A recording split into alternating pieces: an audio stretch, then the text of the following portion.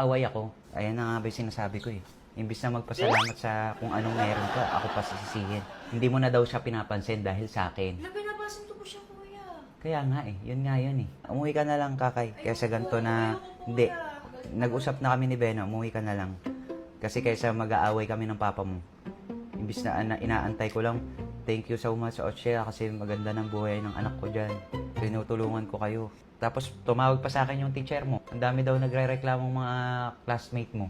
Na lumaki daw yung ulo mo. Hindi po. Di ba kanina? Teacher niya ba yun? Doon nasa group yun eh. Ba't ganun? Malaki ba ulo mo doon? Hindi, kuya. Bait-bait ko po sa kanila eh. Nasa ba si Bena kasi?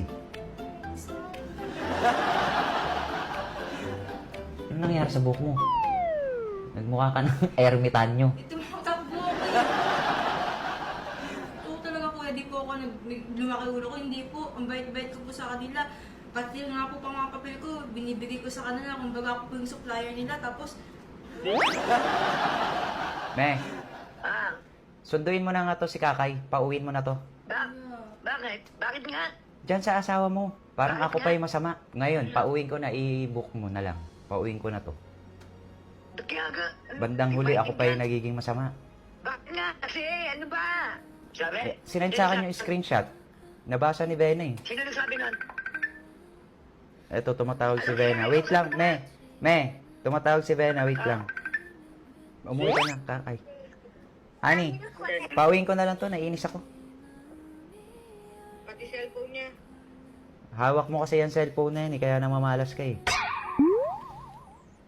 Akin na yung cellphone mo na yan. Palitan mo.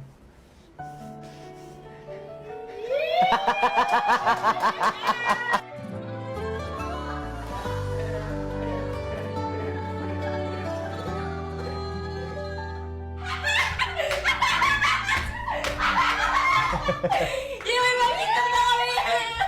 Oh my God! Oh my God! Ah. Tuwa-tuwa talaga! Oh my God! Oh my God! Oh my God! Oh my God! Oh my God! Oh my God! Oh my God! Gusto ko po!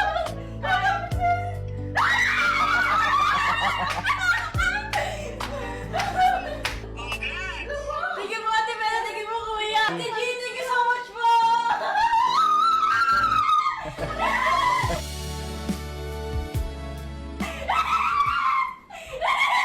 Mukha ka ermitan niya.